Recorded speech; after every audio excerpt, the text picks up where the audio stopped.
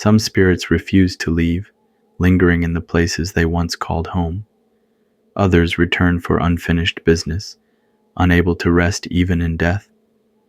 Tonight, I have 5 chilling stories of those who have seen and heard the restless dead, stories of loved ones who continue to haunt the living in eerie and unsettling ways.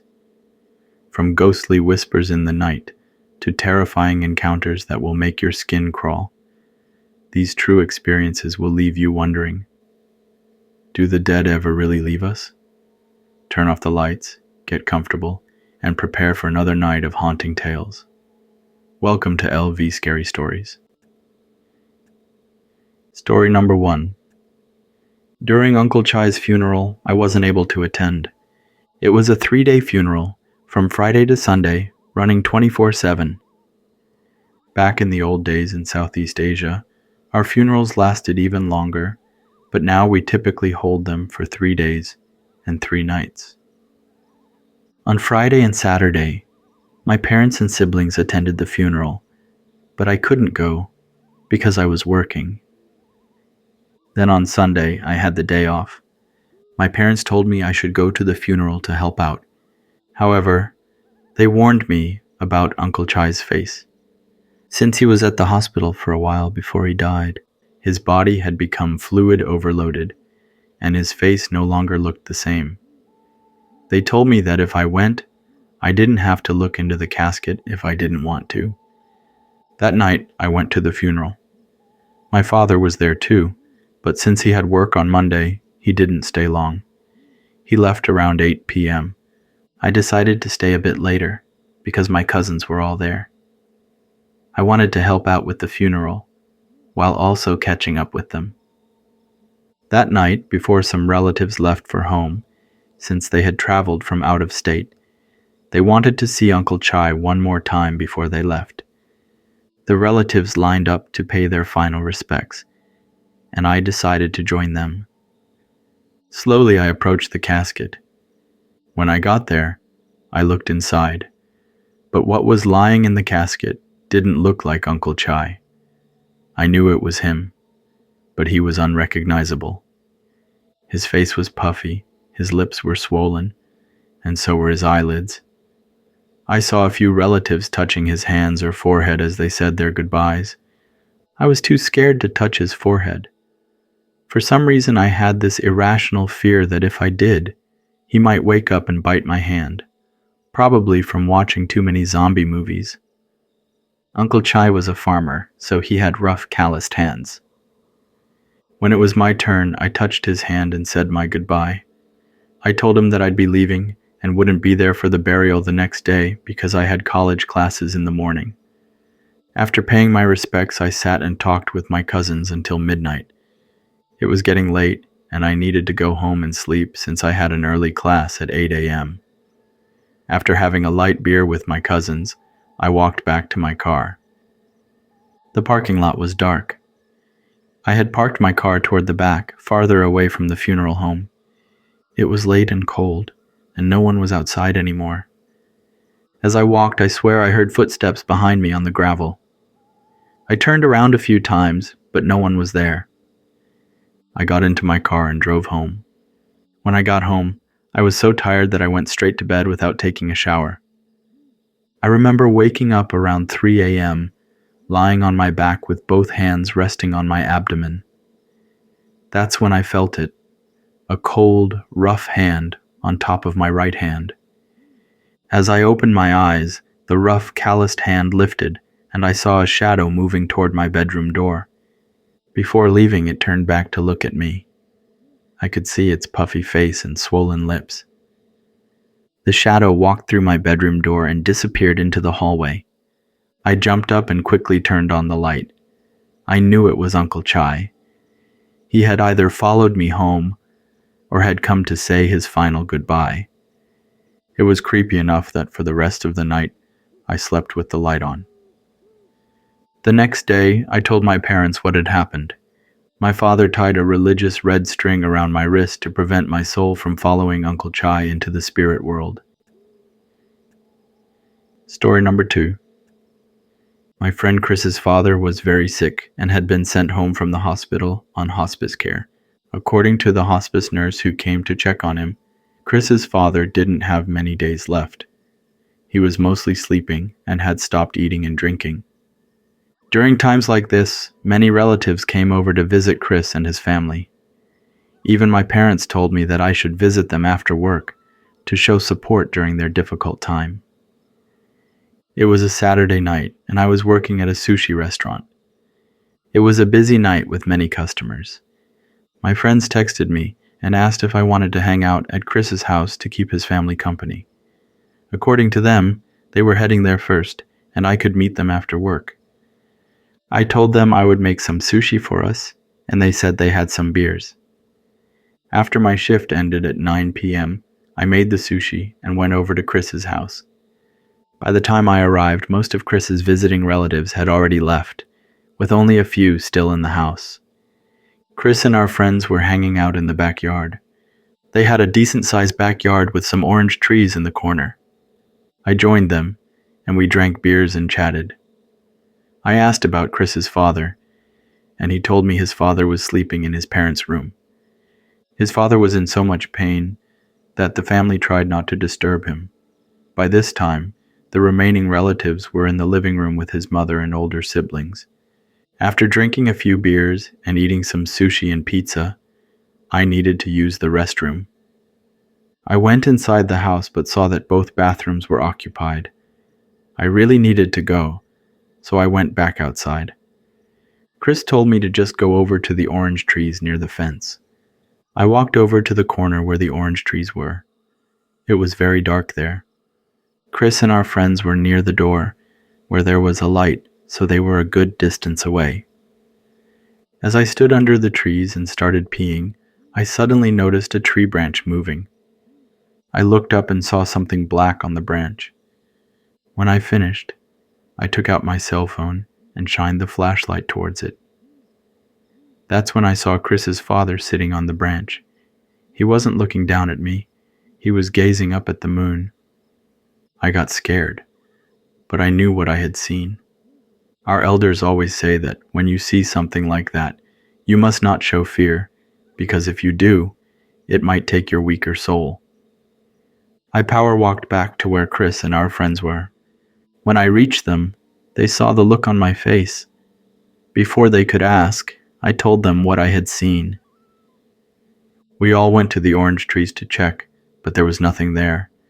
They believed me, and we all agreed to go back inside to check on Chris's father. When we entered the house, we told Chris's family and the remaining relatives what I had just seen. We all went to his parents' room to check on Chris's father, and he had indeed passed away. His body was still warm, as if he had only passed moments ago. It was one of the creepiest experiences I have ever had. Story number 3. Back in the day, my husband and I got married early. I had just turned 18, and he was 20 years old. We were married for a little over 10 years, but couldn't have any children. We went to the doctor several times, and they ran tests on both of us. Everything was normal. However, the doctors couldn't explain why we weren't able to conceive. We even spoke to other couples who were struggling to have children as well. Despite this, my husband and I both graduated from college and had well-paying jobs. We bought a beautiful house and had plenty of savings in the bank. But we still couldn't have kids. It was just the two of us living together.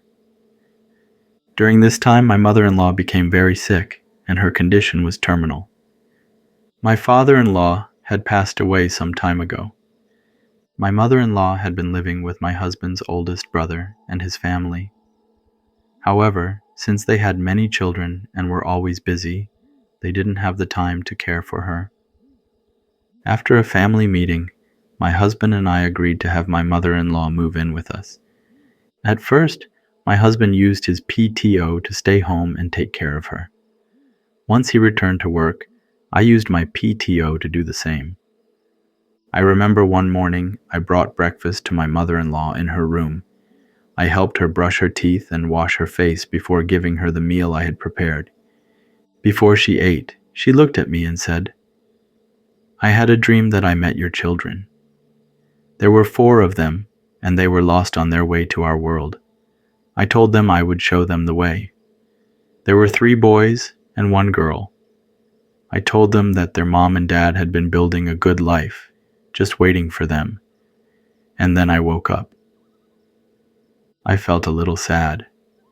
I knew that dreams were just dreams, and I didn't think much of it. After 2 weeks of taking care of my mother-in-law, she passed away in her sleep. We held her funeral and buried her in the same cemetery as my father-in-law. Shortly after her passing, I became pregnant. Our first child was a girl. A year later, we had a boy. Then, the following year, we had twins, both boys. My husband and I finally had 4 children after more than 10 years of marriage. And just as my mother-in-law had described, we had 3 boys and 1 girl. I don't know if it was just a coincidence or if my mother-in-law really saw my children in the other world before she crossed over. Thank you for listening. Story number 4. I had an uncle who was sick for a long time. At first, the doctors couldn't determine why he was ill or why he was experiencing the symptoms he had. I called him Uncle C. He was a kind man who loved his wife and relatives. However, many fortune teller or palm readers said that the reason for his illness was likely because he had wronged someone in the past. Back in the days in Southeast Asia, Uncle C was a soldier. We didn't know if he had done anything bad to anyone. But since he had been at war for a long time, we were certain that he had killed many people. Some of our relatives even said that the way Uncle C was suffering was probably due to karma. We weren't sure if he had done anything wrong during peacetime, but we knew that as a soldier, he had taken lives. I still remember something my father told us once during dinner.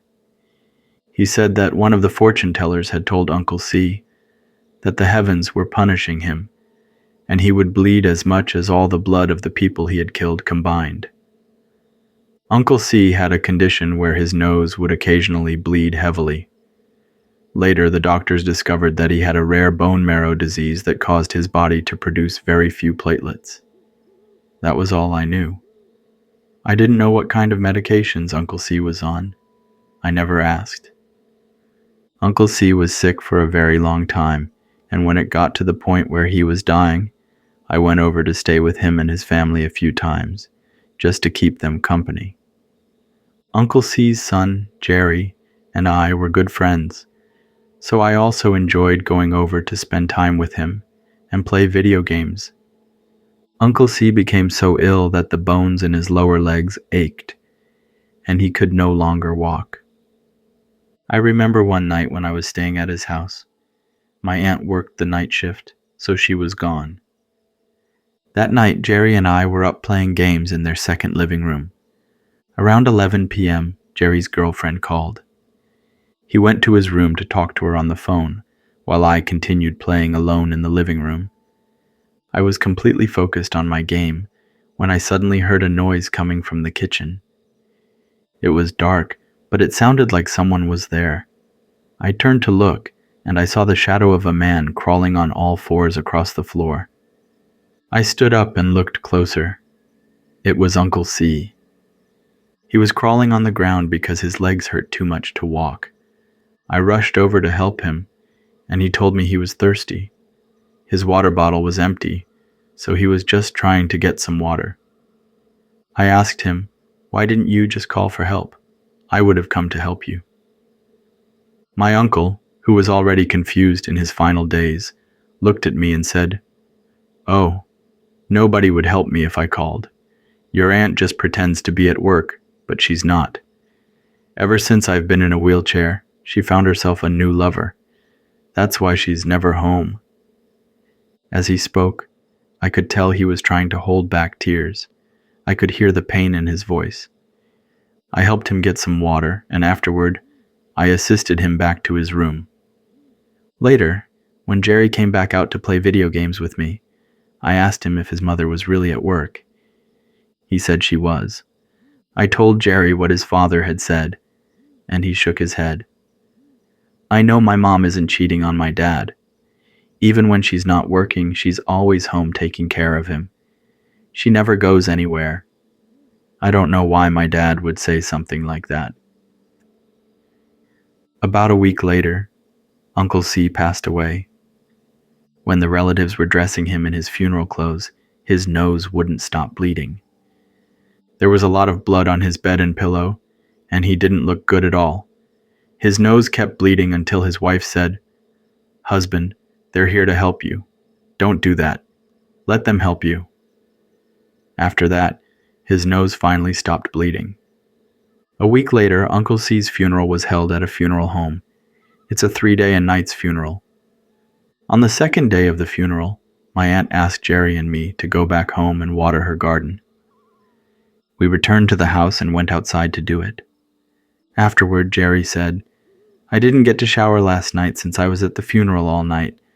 I'm going to take a quick shower before we head back." Jerry went to shower while I stayed in the living room watching TV. About 10 minutes later, I heard a door open in the hallway. I thought it was Jerry coming out, so I turned to look, but I didn't see him. Instead, I saw Uncle C crawling on the floor, still wearing his funeral clothes. He was crawling back into his and my aunt's room. Seeing this, I felt tears in my eyes, and fear crept into my chest. Why is he here when he's in a casket at the funeral? I asked myself. I was scared. I got up and walked outside, sitting in my car while waiting for Jerry. I left their house door slightly open so that when Jerry came out, he would see it and know I was outside. I sat in my car as the sky darkened. I wasn't paying much attention until suddenly I felt like something was with me. I felt like I was being watched. I looked around, then glanced toward the back seat. Nothing. Then I turned to look at the slightly open door of the house. At first I didn't see anything, but when I looked closely, I saw a face staring back at me. The face was low to the ground, as if the person was on all fours, and I knew immediately. It was Uncle C. He must have noticed that I saw him because he quickly disappeared from the doorway. Shortly after, Jerry came outside and shut the door. When he got in the car, he asked, "Why are you waiting out here?" I told him, "I saw something inside your house, and I got scared." We drove back to the funeral, but I did not stay overnight. I had planned to, but after what I saw, I couldn't bring myself to. After Uncle C's funeral, Jerry told me that he believed his father was still living with them.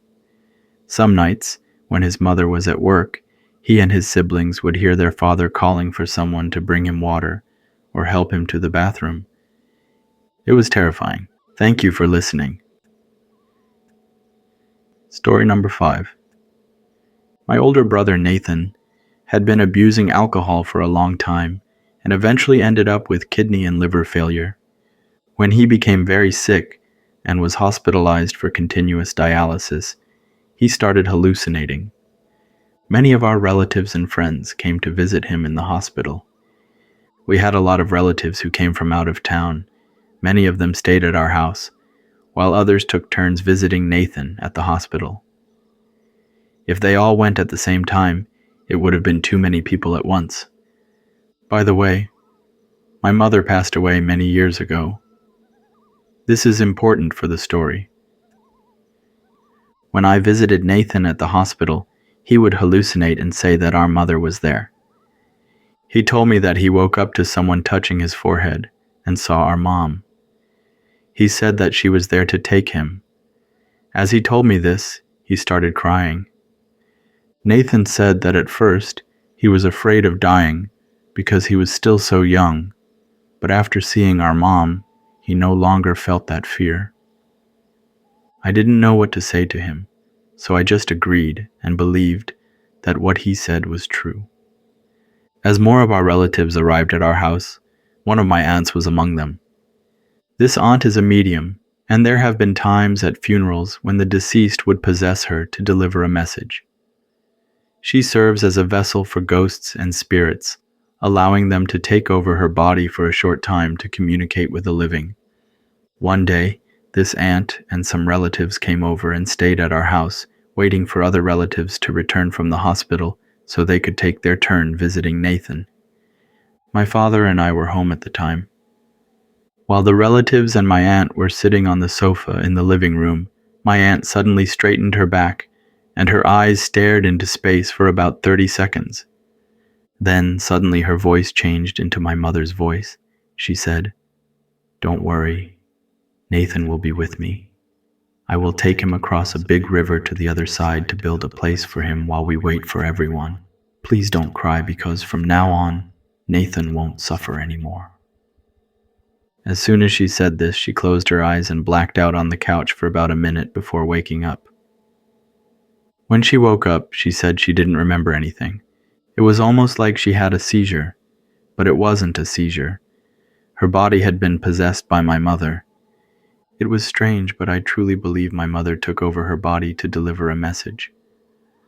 My aunt wasn't even aware that Nathan had told me he woke up and saw our mom touching his forehead. 3 days later, Nathan passed away in the hospital. I truly believe that my mother came to help him cross over. That's all for this video. Thank you for making all the way through and supporting my stories. Have a wonderful day or night.